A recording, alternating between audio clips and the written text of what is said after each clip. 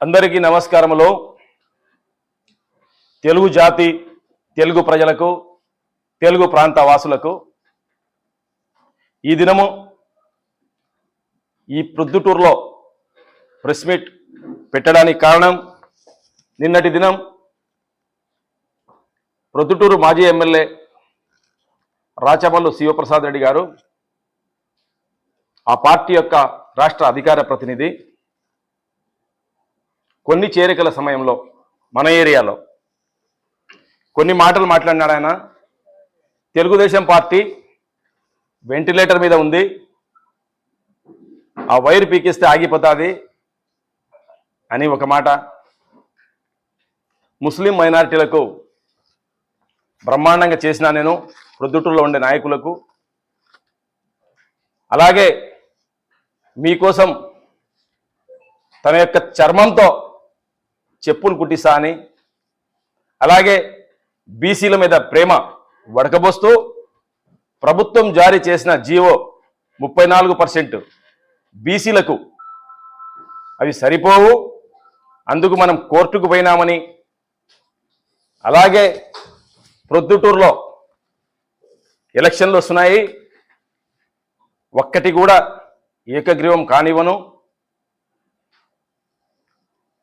Corporation అయినా municipality అయినా మనం దేనికైనా సిద్ధం అంటూ వరదరాజరెడ్డి గారి మీద కార్పొరేషన్ చేస్తే ఎలక్షన్లు ఇప్పుడు వాయిదా పడి ఓ సంవత్సరానికో 6 నెలలకు వస్తాయి.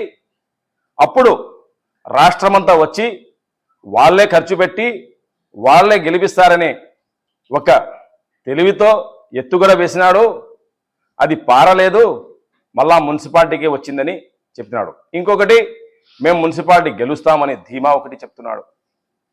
జోస్యం చెప్పడంలో రాచమల్లు శివప్రసాద్ రెడ్డి ఎన్ని జోస్యాలు చెప్పినాడు, ఇంతవరకు ఒక్కటి కూడా పాస్ కావు. ప్రొద్దుటూరులో ఏదైనా తుస్పటాక్ ఉందంటే అది నువ్వే ప్రసాద్ రెడ్డి. రాచమల్లి ప్రసాద్ గారు తుస్పటాక్ను నువ్వు ఏది చెప్పినా జరగదు, నువ్వు జరిగిందే చెప్పుకుంటావు. ఆ చెప్పడం కూడా ఎట్లా చెప్తావు అంటే ఎగిరెగిరి చెప్తున్నావు. అసలు అర్థం చేసుకోవాలా, మన వీధిలో వచ్చి మనం వేసిన రోడ్డు మీద నిలబడి ఆ రోడ్డు మేము వేసిన అంటాం. పూర్తి మీ 5 ఏళ్ల పాలనలో, మీ యొక్క కౌన్సిల్ 5 ఏళ్ల పూర్తి మీ యొక్క సమయంలో మన ఏరియాలో ఏం రోడ్లు వేసినారు మీరు? మేమున్నప్పుడు వేసుకున్న రోడ్డు తప్ప కొత్తగా ఒక్క రోడ్డు వేలాను. నువ్వు మళ్ళా మాట్లాడుతున్నావు. ముఖ్యంగా ముస్లిం మైనారిటీ గురించి మాట్లాడేటప్పుడు నోరు అదుపులో పెట్టుకుని తెలివితో జాగ్రత్తగా అన్ని కరెక్ట్గా మాట్లాడాలా. ఏం చేసినావు? ప్రొద్దుటూరులో ఒక మార్కెట్ ఉంటే దాంట్లో చెప్పా పెట్టకుండా అందరినీ పోలీసులను పెట్టి బలవంతంగా లాక్కెళ్ళి మార్కెట్ ఖాళీ చేసినావు. నీ యొక్క సొంత ఆదాయం కోసము కొత్త మార్కెట్ కట్టి అరుగులు అమ్ముకున్న చరిత్ర నీది. దొంగను, దోపిడిదారివిను. నువ్వు మాట్లాడతావు ముస్లింలకు మేలు చేసినా అని. అలాగే నువ్వు నీ దగ్గర ఉండే నాయకులు, వైస్ చైర్మన్ ఖాజా కావచ్చు, అప్పుడున్న గౌస్ కౌన్సిలర్ కావచ్చు, వాళ్ళిద్దరి మధ్య కొట్లాటలు పెట్టి వాళ్ళిద్దరికి కేసులు ఇరికిచ్చిన ఘనత నీది. అలాగే మున్సిపాలిటీలో వైస్ చైర్మన్ ఖాజాకు, ఇర్ఫాన్ బాషా కౌన్సిలర్కు ఇద్దరికి కొట్లాట పెట్టిన దరిద్రమైన నీచ బుద్ధి మీది. కూర్చొని ఆడ చేసినారు మీరు. అలాగే ఎవరైనా కానీ ఆ రోజు మా అన్న వైసీపీలో చేరేటప్పుడు ఎన్ని మాటలు చెప్పినావును, ఏమేం వాగ్దానాలు చేసినావును, ఏం చేసినావు ఆ కుటుంబంతోనూ, ఏమేం చేసినావును? నువ్వు మీకు ఎన్ని కౌన్సిలర్లు గెలిపించి ఇచ్చినాము, ఎన్ని ఏకగ్రీవాలు చేసి ఇచ్చినాము, పంచాయతీ ఏకగ్రీవం చేసి ఇచ్చినాం మనము. కానీ మా అన్న చనిపోయినాక నువ్వు ఏం చేసినావు? వాళ్ళ కొడుకు ఎంత కావాలంటే అంత సతాయించినావు. మా ఏరియాలో మాకు తెలియకుండా నువ్వు ఏం చేసినావు? ఒక జెండా చెట్టు పగలగొట్టినావు. నీ సొంత ఆదాయం కోసం. అది నీ సొంత ఆదాయం కోసము. కాంప్లెక్స్ కట్టుకోవడానికి దానికి పర్మిషన్ అవసరం అంటే రోడ్డు వెడల్పు ఉండాలని ఎవరి పర్మిషన్ తీసుకోకుండా వక్ఫ్ స్థలాలను నువ్వు ఇష్టం వచ్చినట్టు కొట్టినావు. కొట్టి ఆ తర్వాత జెండా చెట్టు పగలగొట్టేటప్పుడు అడ్డం పోతే అందరిని అరెస్ట్ చేసినావు. అప్పుడు ఎవరు అడ్డుకున్నారు? నువ్వా ముస్లింలకు చేసింది మేలు? ప్రతి మసీదులో కొట్లాటలు పెట్టినావు. ప్రతి చోట కొట్లాటలు పెట్టినావు. కొట్లాటలు పెట్టింది దేనికి? నిన్నటి దినమును జాఫర్ అన్నను, కటిక జాఫర్ అన్నను పక్కన కూర్చోబెట్టుకున్నావు. ఎన్నాళ్ళైంది ఆయనను పట్టించుకోకుండాను. ఈరోజు ఆ దుమ్ము దులిపి ఆయనకు పక్కన కూర్చోబెట్టుకున్నావు. ఆయనకు కోఆప్షన్ ఇచ్చి ఆయనకు ఆ వార్డులో మా అన్న కొడుకు సస్పెండ్ చేసినాను. ఇండిపెండెంట్ అతను ఏకగ్రీవమైంది. ఇండిపెండెంట్ అభ్యర్థిని ఎవరన్నా పార్టీలో చేరినాక సస్పెండ్ చేసి ఉందా? ఇండిపెండెంట్ ని సస్పెండ్ చేసినాక అతన్ని ఇన్ఛార్జ్ పెట్టాలా? ఎవరు? జాఫర్ అన్నను. జాఫర్ అన్న పెట్టినావును. ఎవరో ఇల్లు యాడుండే తెలియని వేరే వ్యక్తిని తీసుకుని వచ్చి నువ్వు ఆయన్ను అవమానపరిచినావు. నువ్వు ఆయనకి ఇన్ఛార్జ్ పెట్టినావు. నువ్వు ముస్లింలకు మేలు చేసినావు అంటావు. మునీర్ని ఇష్టం వచ్చినట్టు సతాయించినావు. ప్రెస్ మీట్లు పెట్టి ఆఫీసర్లను పంపించి సతాయించినావు. నువ్వు ముస్లింలకు సాయం చేసినావంటే మళ్ళా కేసులు ఎవరి మీద పెట్టలే అంటావు. నా మీద ఎన్ని కేసులు పెట్టినావు? ఒక్కటి. నువ్వు అల్లా సాక్షి అంటావు, పెద్దమ్మ సాక్షి అంటావు, ఎవరు కనకా పరమేశ్వర సాక్ష్యము, శివాలయము, నువ్వు మొక్కని తొక్కని చెప్పని ఏదైనా ప్రతిదానికి సాక్ష్యం పెట్టినావు. కరెక్ట్ కదా? నువ్వు నిజాయితీగా చెప్పు. నువ్వు సౌడమ్మ కొలుస్తావు కదా, సౌడమ్మ సాక్షిగా చెప్పు. మా మీద పెట్టిన కేసులు ఒక్కటి నిజాయితీగా ముక్తారన్న మీద పెట్టలే అంటావు. ముక్తారన్న మీద యాండో కమలాపురంలో దున్నపోతు ముఖం ఉన్నట్టుంది, దున్నపోతు ఉన్నట్టుంది అంటేనే దాని మీద కేసు పెట్టించావు. ఆయన మీద పెట్టించలేను. ఎవరిని వదిలిపెట్టినావు? ఆయన నువ్వు ముస్లింలకు మాకు మేలు చేస్తావా? మా ఏరియాలో ఏం చేసినావా? నేను ఈ ఏరియాలో ప్రజలకు ప్రతిరోజు అందుబాటులో ఉంటాం. మా కుటుంబం ప్రతిరోజు నేను బైక్లో తిరుగుతుంటా. మీ మాదిరి కార్లలో ఎప్పుడు వచ్చి దంపుడు ఉపన్యాసాలు ఇచ్చి పోవడం కాదు. ప్రజల్లో ఉండి ప్రజలకు ఏం కావాలా, నా సామాజిక వర్గము, నా ప్రజలు, మా ఊరి ప్రజలు ఎవరికి ఏం కావాలని ప్రతి ఒక్కరికి అందుబాటులో ఉంటాం మనము. నీవు మా ఏరియాలో వచ్చి వాళ్ళకేదో గట్టిగా మీరు ధైర్యంగా ఉండండి, నేను అన్ని చూసుకుంటావు. నువ్వు చేసుకోలేవు. నువ్వు మళ్ళీ ఇంకొకరికి చూసుకుంటావు. మా ఏరియాలో అందరూ ప్రశాంతంగా ఉన్నారు. నీ పార్టీలో ఉండే వాళ్ళు కూడా ప్రతి ఒక్కరితో ఈ పార్టీ అధికారం వచ్చినాక అందరితో మాట్లాడినాను. మీరు నా మీద పెట్టిన కేసులు మీరు పెట్టింది కాదు, మీ ద్వారా అతను పెట్టింది. అయినా నా మనసులో ఏం లేదు. పెద్ద మనసుతో అందరికీ నేను క్షమిస్తున్నాను. మీకేం కావాలని నేను చేస్తాను. మన ఏరియాని డెవలప్ చేసుకుందాము, మనమంతా కలిసి ఉంటాము, ప్రశాంతత ఉంటామని చెప్పి అందరినీ మేనేజ్ చేసుకుని ఉన్నాయను. ఈ రోజు నీకు క్యాండిడేట్లు, నీకు మనుషులు దొరకక అడుక్కో తింటున్నావు. నువ్వా మా గురించి మాట్లాడేది, మా కమ్యూనిటీ గురించి మాట్లాడేది? అలాగే ఏముంది? నేను టప్పా గైబు సాహెబు శ్రీనివాస నగర్ కౌన్సిలర్ ఉన్నాడు. మేము చేరమైనప్పుడు అతనికి డబ్బు ఆశ చూపించినా రాలేను. అతను నిజాయితీగా ఉన్నాడు. అలాంటి వాడిని ఎలక్షన్ వస్తానే అతనికి టికెట్ ఇవ్వకుండా పక్కన ఇంకో క్యాండిడేట్ 30,000 చెల్లిస్తే వాడిని టికెట్ ఇచ్చిన ఘనత నీది. నువ్వా ముస్లింలకు మేలు చేసిన గురించి మాట్లాడేది? ఏం చేసినావాను? ఎవరికి ఇచ్చినావు? ఎక్కడ పడితే ఎక్కడ అవినీతిలో కూరుకుపోయిన వాళ్ళకు టికెట్లు ఇచ్చి అవినీతి చేసే వాళ్లకు నువ్వు సహకారం అందించినావు. కానీ నిజాయితీగా ఉండే వాళ్ళకి ఎవరు లేదు. నువ్వు లిక్కర్ గురించి మాట్లాడతావు, బెల్ట్ షాపుల గురించి మాట్లాడతావు. నిన్న మా వార్డులో కరీముల్లా అనే నీ దగ్గర ఉండే కార్యకర్త, అతనికి నువ్వు సాయం చేసినావు కాబట్టి అతను నీకు విశ్వాసంగా ఉండాలా, అది ధర్మం. కానీ దేనికి అతనికి ఆరోగ్యంగా బాగలేదు. నీ యొక్క కల్తీ లిక్కర్ తాగి అతని లివర్ పాడైపోయింది. దానికి 25-30 లక్షలు ఖర్చు చేసుకున్నాడు అతను. దానికి మీరు సాయం చేసినారు. మీ హయాంలో జరిగినాయి లిక్కర్ స్కాములు, మీ హయాంలో జరిగినాయి అన్ని స్కాములు. మీరు అవినీతి పరులు, మీరు యొక్క దొంగ రిజిస్ట్రేషన్లు, మీరు చేయని దందా లేదు, మీరు చేయని బెదిరింపు లేదు, ఎవరికి బెదిరించలేదు మీరు. ఇది ముస్లింలకు. మీరు అనుకుంటారు కేవలం ప్రసాద్ రెడ్డి గారు ముస్లింలకే చేసినారంటే అది తప్పు. అలాగే మీరు బీసీల మీద ఎంత ప్రేమ చూపిస్తున్నారంటే, మీరు బీసీల మీద మీకు ఏమాత్రం ప్రేమ ఉన్నా నిజాయితీగా చెప్పండి. ఎమ్మెల్సీ రమేష్ యాదవ్ ఎవరయ్యా? బీసీ కాదా? మీ పార్టీలో చైర్మన్ కోసము అతనితో డబ్బు ఖర్చు పెట్టి అతను ఏం చేసినాను? కనీసం గౌరవం ఇయ్యలేను. ప్రతి ఊర్లో అతను బీసీ నాయకుడిగా తిరుగుతున్నాడు, కానీ ప్రొద్దుట్లో ఏ రోజు తిప్పలేను. మళ్ళా నువ్వు బీసీ వర్గాలకు బాగా న్యాయం చేసినావు. చల్లా రాజగోపాల్ యాదవ్ చైర్మన్ అప్పుడు వాళ్ళకు సమస్య పెట్టి అతన్ని దూరం పెట్టినావు. అయినా కానీ మా పార్టీలో వచ్చినాక పట్టె నలిచిడిచ్చి గౌరవించినాం మనం. అలాగే నువ్వు బీసీలకు తొకటవీర క్షత్రియ బాతుల సుబ్రాయుడు చైర్మన్ ఉన్నప్పుడు నువ్వు దొంగ కేసులు పెట్టి ఆయన కోర్టు ద్వారా పబ్లిక్ గా ఎన్నుకోబడిన వ్యక్తి ఆయన చైర్మన్. అలాంటి వ్యక్తిని నువ్వు ఆ రోజు కాంగ్రెస్ గవర్నమెంట్ ఉన్నప్పుడు, అంటే మీ తల్లి కాంగ్రెస్ ఉన్నప్పుడు ఆయన కేసు వేసి ఆయన చైర్మన్ పదవి తీసి నువ్వు ఎక్కినావు. అలాంటి దొంగచాటు రావడము నీకే అలవాటు. నువ్వు మా గురించి ప్రొద్దుటూరు వాళ్ళ గురించి చెప్పేది. మరి చెప్పాలంటే బీసీలకు న్యాయం చేయాలంటే ఏం చేయాలా? ప్రసాద్ రెడ్డి గారు ఫస్ట్ ముద్దాయిగా చేరును నందం సుబ్బయ్య మర్డర్లో నీ పేరుంది, మీ బామర్ది పేరుంది, రాధా పేరుంది కమిషనరు. మీరందరూ మర్డర్ కేసులో ఉన్నోళ్ళు మీరు మాట్లాడతారా? మీరు న్యాయం చేయండి బీసీలకు. ప్రొద్దుటూరు యొక్క ప్రజలు, ప్రొద్దుటూరు యొక్క బీసీ ప్రజలు ప్రతి ఒక్కరు కోరుకుంటున్నారు. నువ్వు ఓటు అడిగే అర్హత లేదు నీకు, నువ్వు మాట్లాడతావా? నువ్వు ప్రొద్దుటూరులో నీకుందా ఏమైనా? మళ్ళా మాట్లాడతాను. అలాగే బీసీ మాజీ ఎమ్మెల్సీ పుల్లయ్య సార్ గురించి ప్రెస్ మీట్ పెట్టి ఏం చెప్తాను? మా అధికారం వస్తే పుల్లయ్య కొడుకు ఇంటికి పిలిపించి అన్నం పెట్టించి సోల్కార్తో కొడతా అంటావా? కొరలాతో ఏమంతా నీకు కోపం అయ్యా? బీసీలంటే మీకు ప్రేమనా? సిగ్గు లేదు? మళ్ళా మాట్లాడతారు మీరు బీసీల గురించి. మీరు బీసీల గురించి మాట్లాడేవారా? సరే, ఎస్సీల గురించి, ఇంకా ఎస్సీల గురించి చెప్పుకుందామంటే 40 ఏళ్ల నుంచి ప్రొద్దుటూరులో వాజ్పేయి నగర్ అని ఉన్నింది. వాజ్పేయి నగర్ ఇప్పుడుందా? మ్యాప్లో చూపించబడి ఎవరైనా ఉంటే ఆ కాలనీ ఖాళీ చేసినాను.